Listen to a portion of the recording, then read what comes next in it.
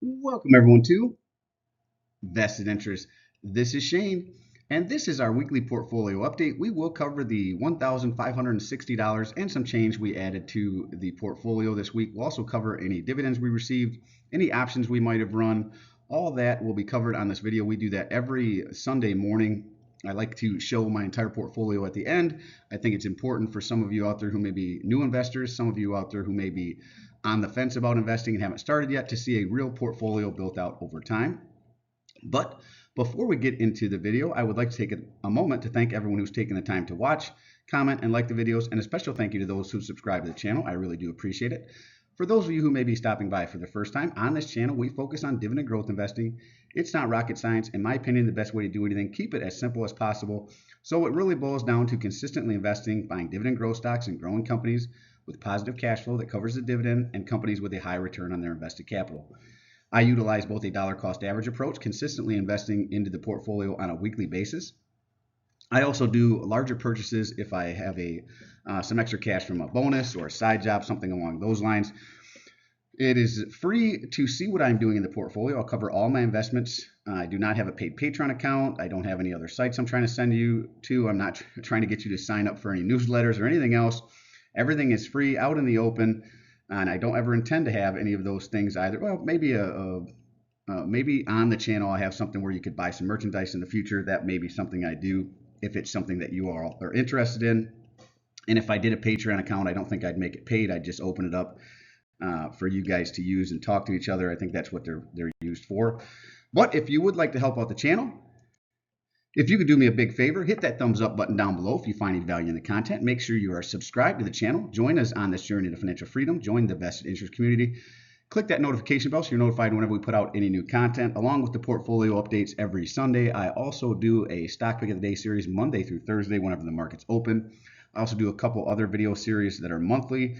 One I just released here on Friday morning, I believe, where I cover the stocks I'm looking to buy for the month that we're coming up. So it was November 1st, and I put that out Friday morning. And you can go and check that video out and see the two stocks that I'll be focused on this month.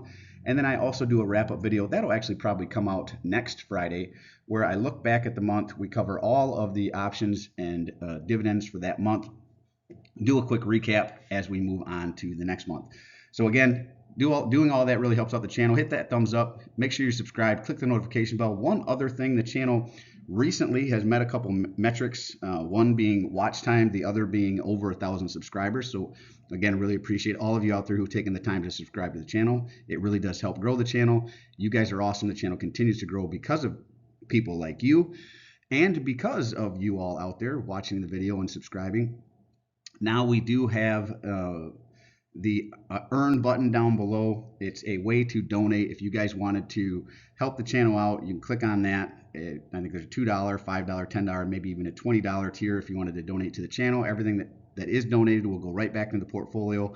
What I'm going to do with those funds is actually split it up. Anything I make on the channel, the other way we make money on the channel is through advertisements. That'll be the main way.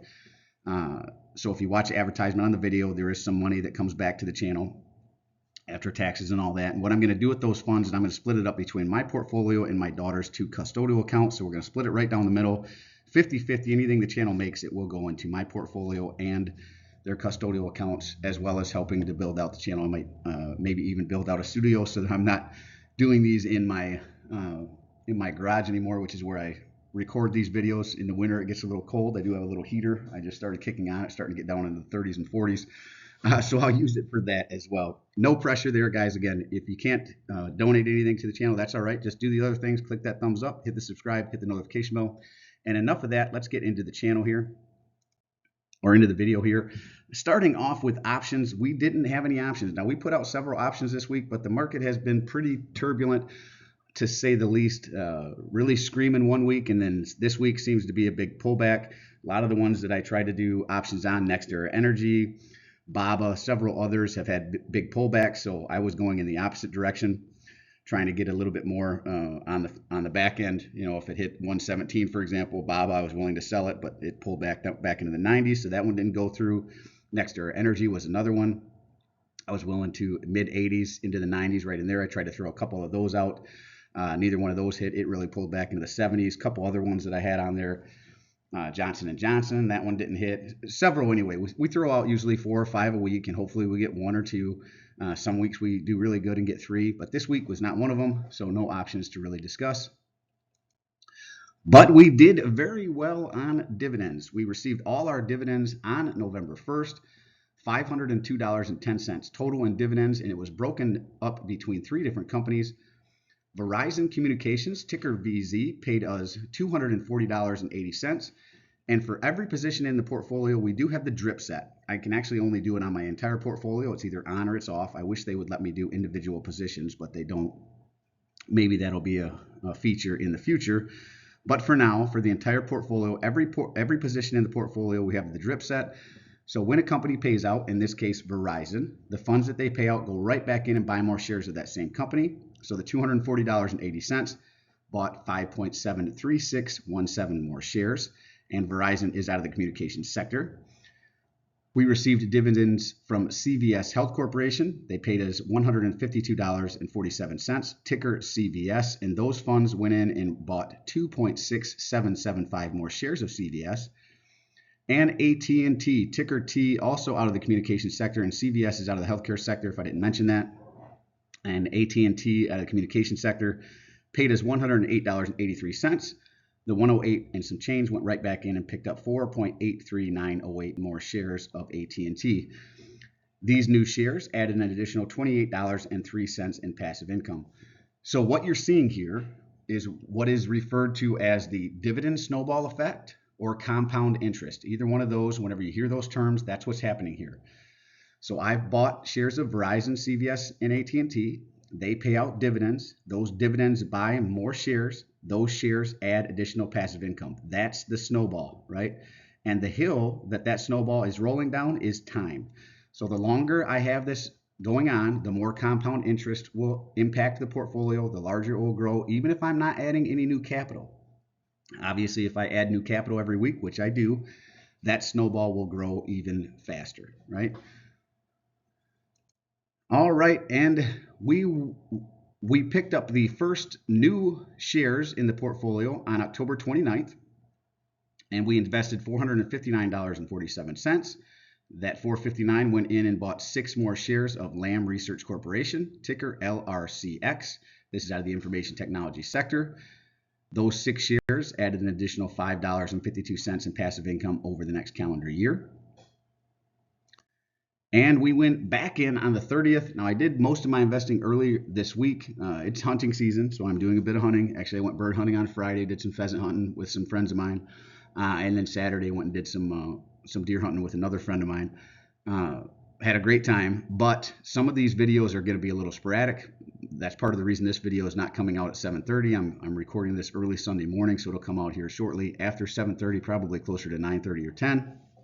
But part of that is because it is hunting season, excuse me, and I am going to be pushing these out. Monday through Thursday won't be a big deal, but the ones that are due on the weekends or that I'm going to put out on the weekends will probably be a little sporadic just because it'll be in between trips out into the woods. So on the 30th, we added an additional $1,100.83. And with those funds, I'm going to go in reverse order. We picked up 4 more shares of Alphabet, ticker GOOGL. Those 4 shares cost us $175.38 a piece. This is a little higher than they ended the week, which unfortunately that's just the way it is. I've been buying these back in the 160s. I hope it drops back down. It really jumped up in the 180s after their earnings and then came back down. So I was comfortable adding in the mid 170s. It keeps my cost basis still under 160. I'd like to keep my cost basis under 165. Again, really love this one to pull back even further, but I'd like to build this out to at least 100 shares also. So 4 more shares there. And then the next 2 are our weekly buys. We buy at least 1 share of VTI, ticker VTI, the Vanguard Total Stock Market, and that's what it is. It's an ETF that has all of the different positions in the stock market there. We picked up that 1 share at $286.64, and I think same thing here. This was at like $282 by the end of the week, so paid a little more than what we could have, but that's the nature of going in and buying early, right? And you never know what the price is. I'm buying whenever I'm comfortable buying, and then we move on. And I'm buying this once a week, regardless of what the market is. And then our last pickup for the week was Schwab Strategic Dividend Growth ETF, ticker SCHD. Again, we were buying before the stock split here, 3-to-1 stock split. So for every one share you had, you got 3 shares. I was buying one, so now I'm buying at least 3. I did pick up an extra one this week, picked up 4 shares there at $28.17. And another one, I think by the end of the week, it was a little cheaper. But like I said, pick a price, what you buy it as, what you buy it at. Maybe it drops a little bit. That happens from time to time. Maybe it drops a lot. Hey, that's great. If it was a good company, buy more. These new shares, this $1,100.83, and the new shares it picked up added an additional $10.88. Total invested $1,560.30. Total passive income added with the new purchases as well as the dividends paid out, $44.43 in passive income. Quick run through the sector weights here. I need to change this to sector weight update instead of portfolio update, because the portfolio update is on the next slide, but it's part of the update anyway. So running through the sector weights here, communications makes up 10.71% of the portfolio, consumer discretionary at 5%, consumer staples 9.24%, energy makes up 5.76%, financials is this little slice here at 2.67%, healthcare is the largest piece of the pie, but it's not going to be there very long. 13.29% of the portfolio. Industrials at 6.47%. Technology is in second place. It will quickly overtake healthcare as I add to Google and Lam Research, but it currently makes up 12.47% of the portfolio. Materials at 8.51%. Utilities at 8.74% of the portfolio. REITs and real estate makes up 8.86%. And ETFs at 8.29%, and this will eventually be the largest position in the portfolio, just the nature of adding to those ETFs every week. And again, we're going to continue to add to those for some time here, at least through this year and probably through next year at a minimum. Over here to the right, you can see those same sector weights and percentages, as well as the total dollar amount allocated to each sector as well. And here it is, the weekly portfolio update. Again, I like to show this every week, so some of you out there who are on the fence, who maybe have not started your investing journey, can get a little confidence that, hey, you don't have to be, a financial guru or have gone to college for finance or anything. I did not. You don't have to come from a family with a background of a lot of money, of investors in your family. I do not. I'm just your average, typical, everyday worker bee that goes to work Monday through Friday. Sometimes I pick up some side work to get a little extra cash. I've got 2 kids. I'm married. I like to hunt and fish. So just your average American here, learning this as I go, which is part of the reason I like to share this journey as well, so you can see the mistakes and hopefully not make some of the mistakes that I've made in the past. And we're all going to make mistakes. Warren Buffett family says, those mistakes sometimes are part of the price of tuition that you'll pay to learn along the way. That's just the nature of the beast. And then also for some of you out there who maybe just started your portfolio, maybe you're seeing some red, maybe you're making some mistakes, and you're seeing some positions that are in the negative. That's all right. You're going to see that, right? I've got positions that are in the red.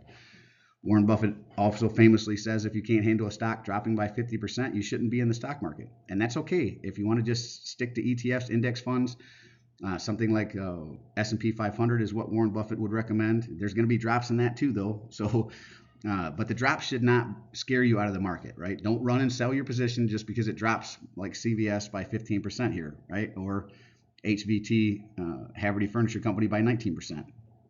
If they're good companies, if you've done the research, they're good companies. The company hasn't changed. Their revenue's still growing. Their margins are still expanding. They still meet the criteria you set up whenever you start investing to them.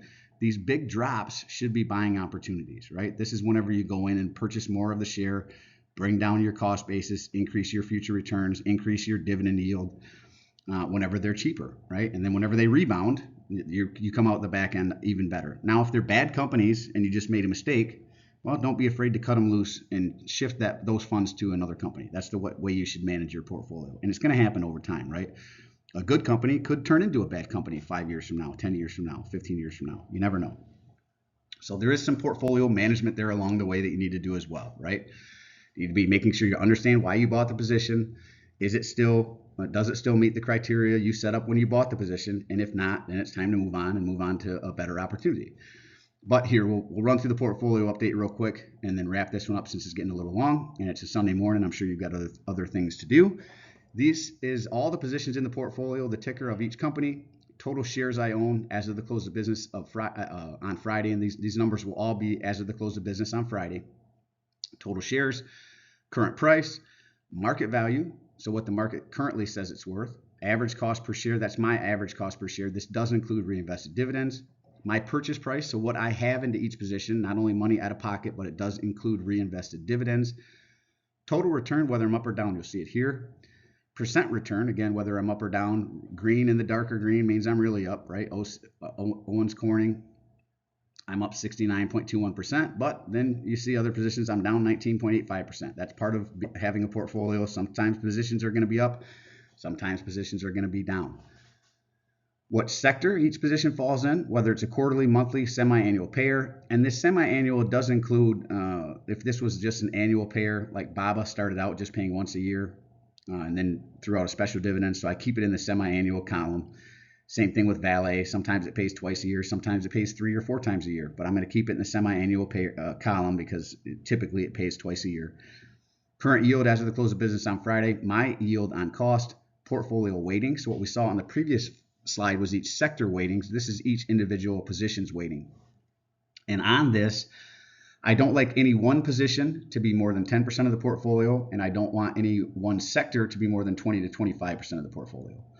Estimated annual income here, what months their payout falls in, and this does fluctuate from time to time. I know VTI and SCHD sometimes don't pay in the same month. Sometimes they'll pay at the end of month versus the first of the next month.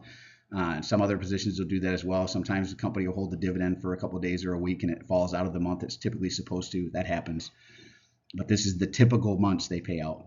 Dividend growth year over year, the most recent dividend growth year over year. This will fluctuate over time. So as these companies, that's why these companies are highlighted in yellow, or these ones here are highlighted in yellow. They've raised their dividends for the year. So as they fluctuate and raise their dividends by different amounts, I will adjust this dividend growth, right? So it's really based on their last dividend raise.